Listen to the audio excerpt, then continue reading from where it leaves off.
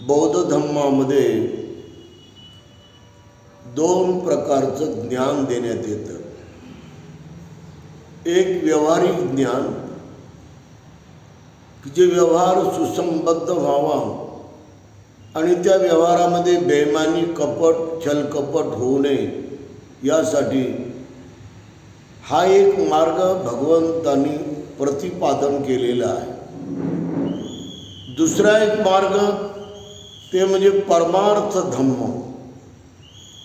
हा जो परमार्थ धर्म आहे तो 4 प्रकारचा आहे: चित्त, चैतसिक, रूप आणि निब्बाण. हा परमार्थ धम्म माणसाला उच्च आणि उच्च ज्ञानाकडे नेतो. त्याचं ब्रॉड माइंड वाढवतो तो आणि अति उच्च भावना, अति उच्च करुणा, अति उच्च तळमळ, अति उच्च महत्वाकांक्षा, अति उच्च शील, अति उच्च मनाची निर्मलता, अति उच्च मनाचा निर्विकारपणा असा ब्रॉड करत राहतो तो.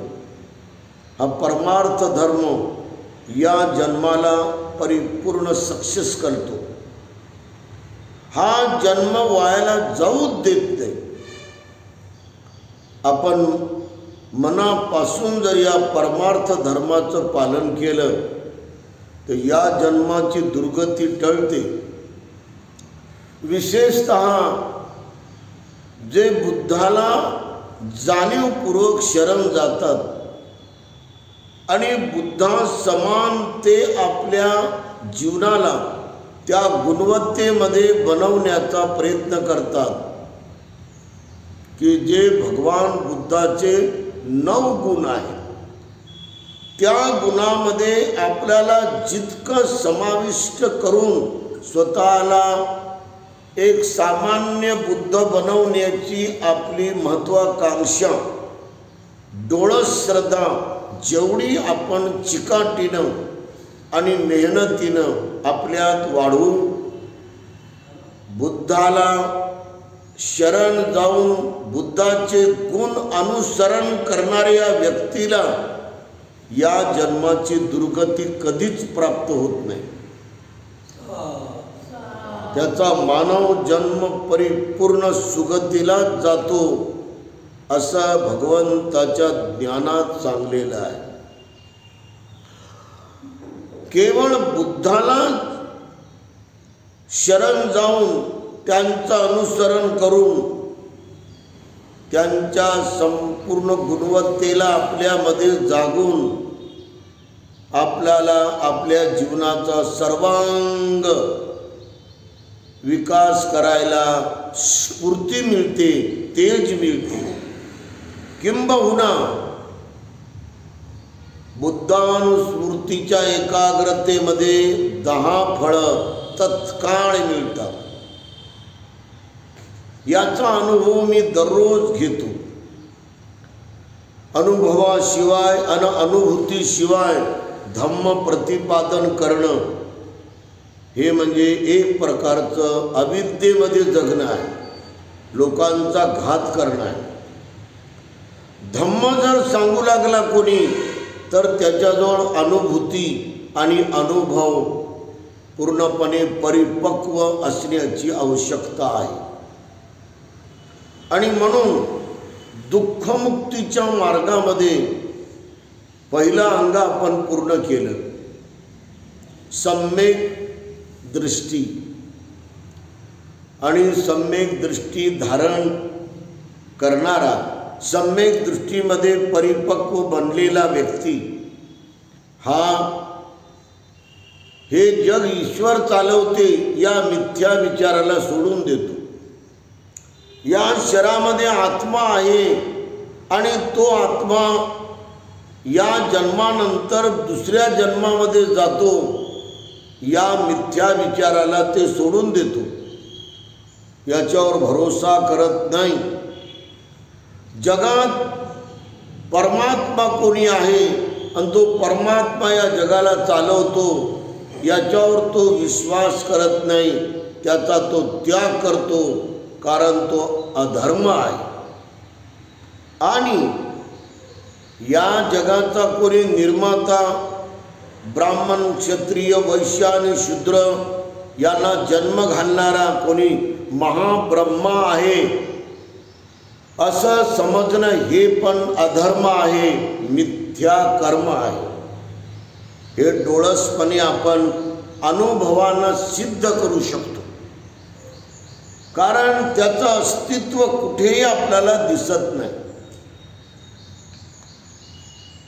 दुःखमुक्तीसाठी प्रत्येकाला तत्काळ दुःखमुक्ती प्राप्त होते. तत्काळ म्हणताना लगेच, यासाठी हे दोन आपल्या मनातील तीव्र विकार आपण मुळासकट काढून टाकले पाहिजे. हे दोन विकार म्हणजे प्रचंड असलेले बळकट असे विकार आहेत. अहम भाव म्हणजे अहमपणा आणि तीव्र लोभ, लोभाची तीव्र आपल्या मनात जागलेली अवस्था. कोणता ना कोणता लोभ सर्वात वाईट आहे. या दोनही मनाच्या विकाराला मुळासकट तुम्ही जर काढून टाकलं तर आपल्याला तत्काळ दुःखमुक्ती लगेच प्राप्त होते. एक सर्वात चांगला असामान्य माणूस म्हणून आपली गिनती होते. व्यक्तिमत्वाच्या मानसिक सौंदर्यामध्ये भर पडत जाते. आपलं मानसिक सौंदर्य खुलत खुलत एकदम असं तेजस्वी बनत जाते. म्हणून सम्यक दृष्टीला आणखी महान करण्यासाठी आणि सम्यक दृष्टीचा लाभ घेण्यासाठी आपल्याला त्याला जोडून सम्मा संकल्प जोडलं पाहिजे. सम्मा दिठ्ठी, सम्मा संकल्पो. सम्मा संकल्प म्हणजे सम्यक संकल्प. आपले संकल्प आपण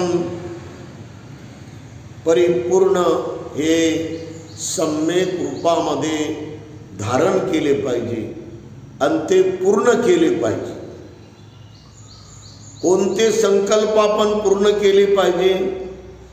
4 प्रकारचे सम्यक संकल्प आपण परिपूर्ण करण्याच्या कामामध्ये पूर्ण झिजलं पाहिजे, पूर्ण राबलं पाहिजे. आपण एवढी कठोर मेहनत केली पाहिजे ज्याला भिक्खू समाज किंवा भिक्खू संघ हा तप म्हणतो. आणि असं आपण तप करण्यावर निरंतर मेहनत करायला हवी आहे. 4 प्रकारचे सम्यक संकल्प आपण केले पाहिजे. एक, माझ्या चित्तामध्ये दुसऱ्याबद्दल व्यापाद द्वेष निर्माण होऊ देणार नाही, हा संकल्प आपण परिपूर्ण केला पाहिजे.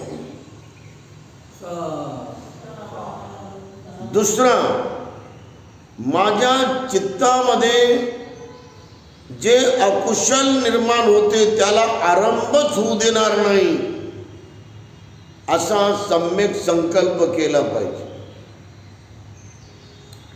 आणि तिसरा, माझ्या चित्तामध्ये कधीही हे प्रमाद आरंभ होऊच नाही असा सम्यक संकल्प केला पाहिजे. आणि चौथा सम्यक संकल्प केला पाहिजे आणि तो म्हणजे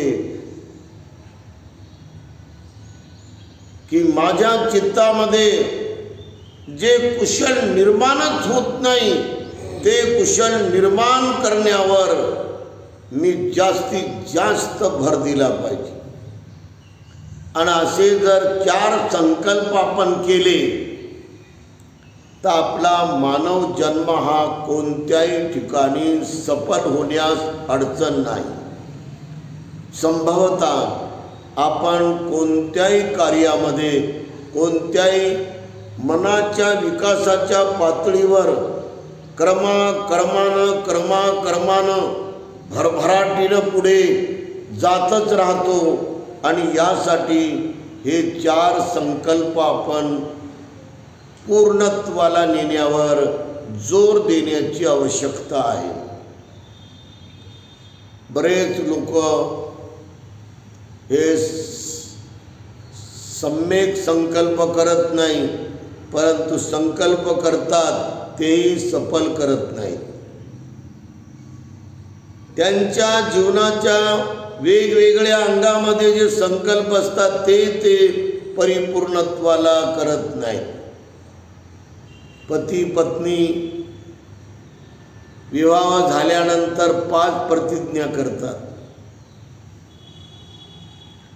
त्या 5 प्रतिज्ञा सुद्धा ह्या एवढा पवित्र असा प्रतिज्ञेचा भाग आहे तो. तिथे सुद्धा हे पती झालेले आणि पत्नी झालेले दोघं जण आपले 5 हे जे नियम आहे, 5 प्रतिज्ञा आहेत, त्या सम्यक संकल्पाच्या प्रतिज्ञा आहेत. त्याच्यात त्यांचा सारा संसार सुखी होतो, सारा संसार भरून जातो. परंतु ते सुद्धा त्या ठिकाणी ते लोक कुचराई करतात. आणि म्हणून पती पत्नीच्या 5 प्रतिज्ञा हा धम्मच आहे, शुद्ध धम्म आहेत. आणि म्हणून तो धम्म आपण अत्यंत जाणीवपूर्वक पाळण्याचा प्रयत्न केला पाहिजे. त्याशिवाय आपल्याला बुद्धाच्या धम्मात परिपूर्ण दीक्षा दिल्यानंतर आपण बुद्धा धम्म आणि संघ या जीवन मार्गाचे पायी झालो. आपला नरकातून या जन्मामध्ये बुद्ध धम्मामध्ये आपला जन्म झाला. नरकातून पूर्ण बाहेर पडलो आपण. जुना धर्म हा एक नरकवास होता. हे लक्षात घेत असताना आपल्याला ज्यांनी बुद्ध धम्माची दीक्षा दिल्याबरोबर 22 प्रकारच्या प्रतिज्ञा आपल्याला दिलेल्या आहेत.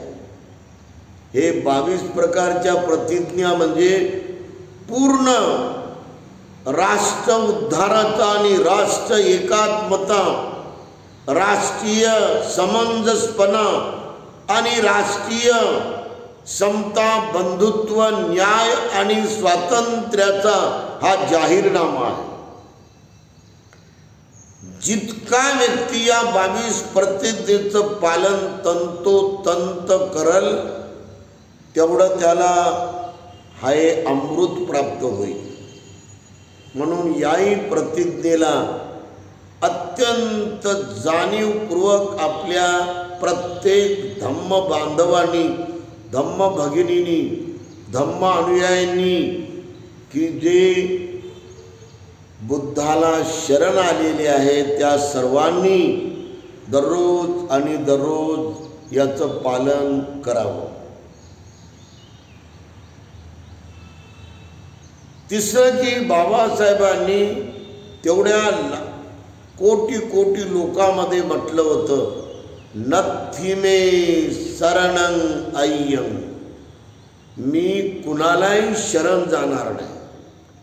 बुद्धो मे शरणं वरं, केवळ बुद्धाला मी शरण जातो. केवळ बुद्धाचं अनुसरण करतो. बुद्धाच्या पावलावर पाऊल ठेवून मी माझं जीवन व्यतीत करतो. एतेन सत्यवज्जेन, या सत्यवचनाने, बुद्ध हे सत्यवचन आहे, हो तुम्ही जयमंगलम, सर्वांचं मंगल हो. बुद्धाशिवाय कुणाचं मंगल होऊ शकत नाही. कोणत्याही दुसऱ्या मार्गामध्ये कोणत्याही समाजाचं, कोणत्याही जातीचं, कोणत्याही धर्मवान म्हणणाऱ्या माणसाचं मंगल हे बुद्धाच्या मार्गामध्ये, बुद्धाच्या ज्ञानामध्ये, बुद्धाच्या तत्वामध्ये आणि बुद्धाच्या अनुसरणामध्ये त्यांचं खरं मंगल होते. कारण बुद्धाला अनुसरण्यासाठी सुद्धा सम्यक संकल्पच करावा लागतो. माझ्यामध्ये बुद्ध आहे का? माझ्यामध्ये बुद्धाची अनुभूती जागली का? माझ्यामध्ये बोधीचं तरंग, माझ्यामध्ये बोधीची अनुभूती मी जागवली का? माझ्यामध्ये आतमध्ये जे माझ्या अंतर्मनामध्ये जे बोधीचे अंकुर आहेत ते बोधीचे अंकुर मी जाणीवपूर्वक ते सुप्त असताना त्याला उमलत उमलत उमलत उमलत ही उमलण्याच्या पूर्ण अवस्थेला मी अनुकूल वातावरण निर्माण करून देतो का? मी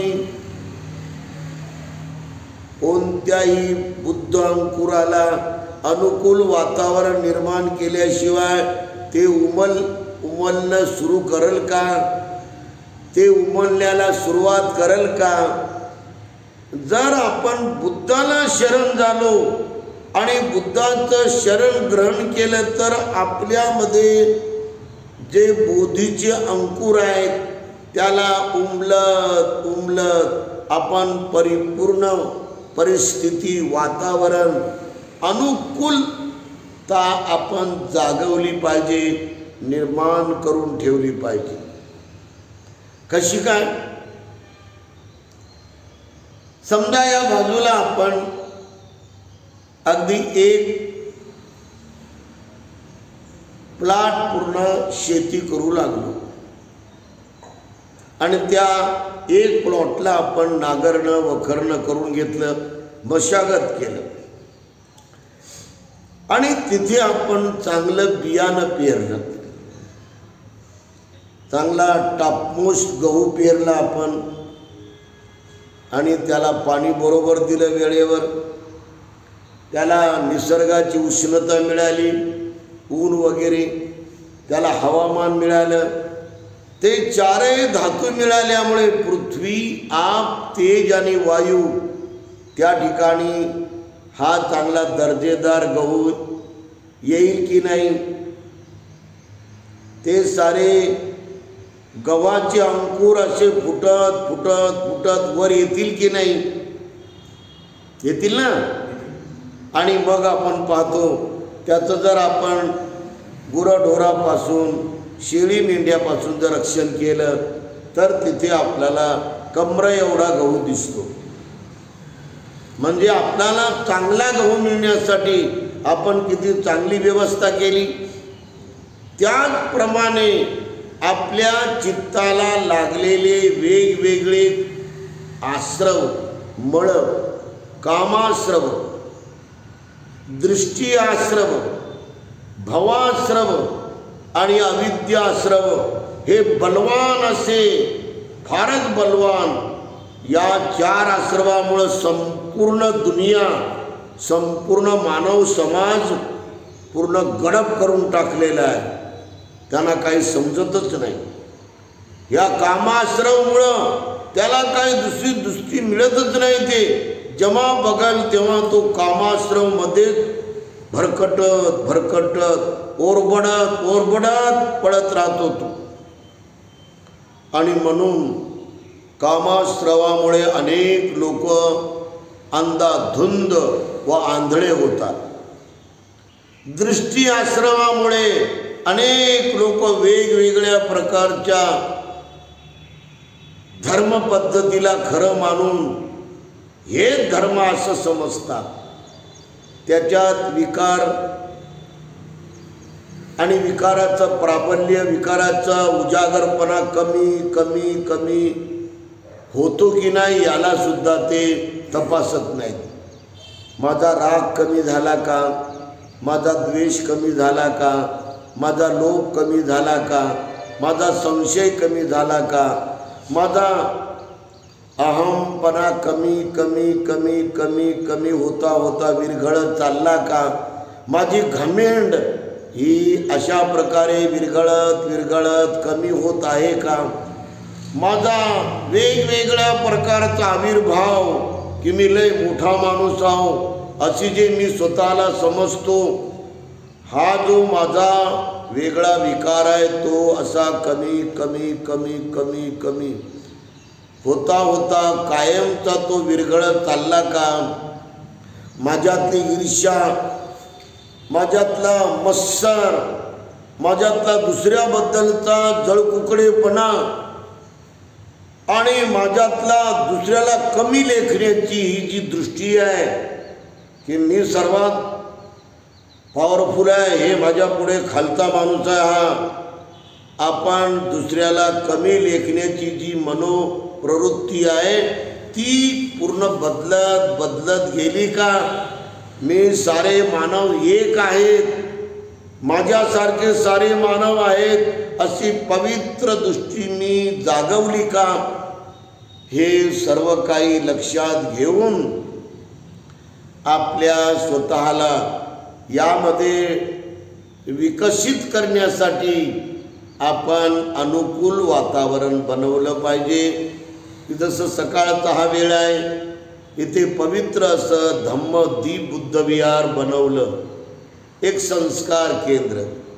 इथं 5 वाजेपासून तर 6 वाजेपर्यंत, 6 वाजेपासून तर 7 वाजेपर्यंत कोणत्याही साधकाला आपल्या मनाची निर्मळ एकाग्रता करून आपले बुद्धीचे तरंग जागवण्याची मोठी सोय झालेली आहे. जितकी जास्त वेळ आपण मेहनत करू निर्मळ मनाची एकाग्रता करण्यावर, तेवढा जास्त बोधीचा अंकुर उमलत उमलत उमलत परिपूर्ण उमलल्यावर जोर देतो.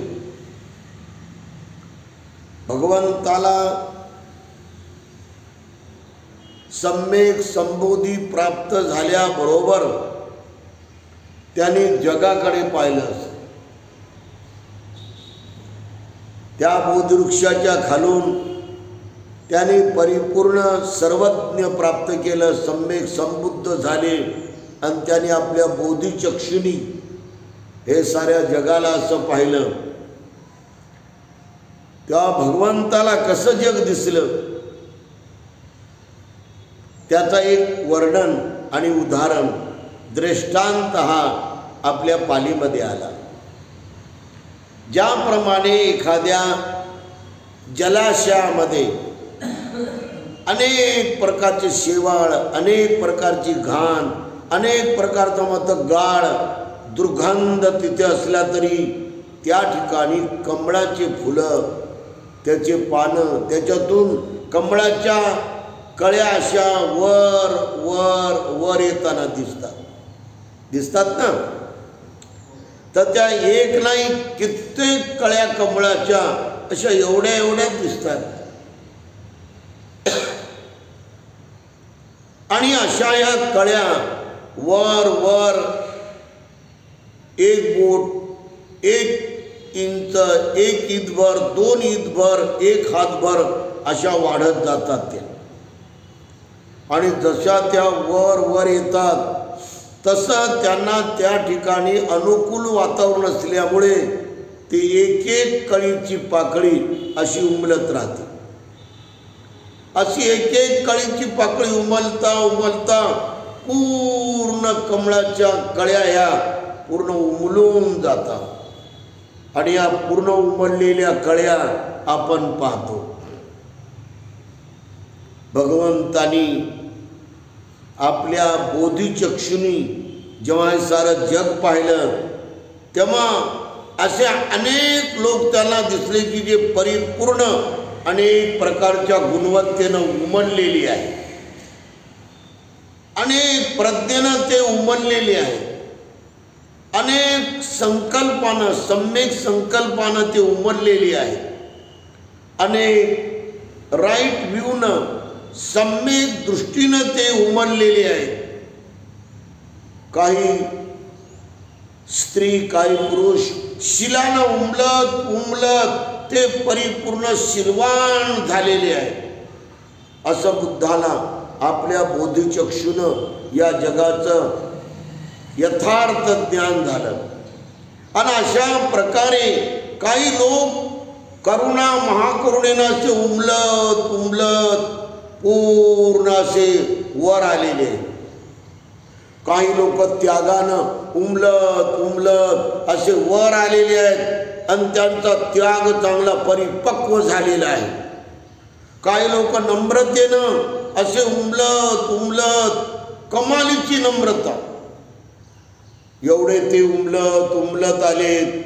काही लोक सहनशीलतेनं, काही लोक क्षमाशीलतेनं, काही लोक अनुकंपेनं असे उमलत उमलत उमलत परिपक्व झाले आहेत.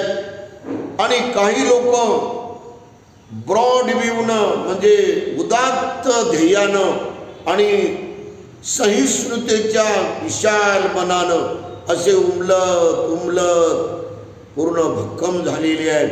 काही लोक सौजन्यानं, काही लोक वेगवेगळ्या गुणवत्तेनं असे उमलत उमलत पूर्ण भरलेले आहे. हीच तर अनुभूती बोधीची आहे.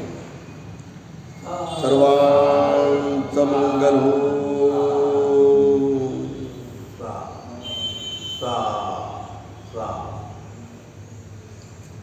बुद्धं नमामि, बुद्धं नमामि, धम्मं नमामि, धम्मं नमामि, संघं नमामि, संघं नमामि. मंगल मैत्री आशीर्वाद आयु आरोग्य संपत्ति सग्ग संपत्तिमेवंच ततो निब्बान संपत्ति ईमिनाते समिज्जतु. वनवड्ढको बलवड्ढको धनवड्ढको यशवड्ढको ज्ञानवड्ढको पय्यावड्ढको ते संसच्चेन शीलेन खन्तिमेत बलेन च ते पित्वं अनुरक्षन्तु आरोग्येन सुखेन च ते.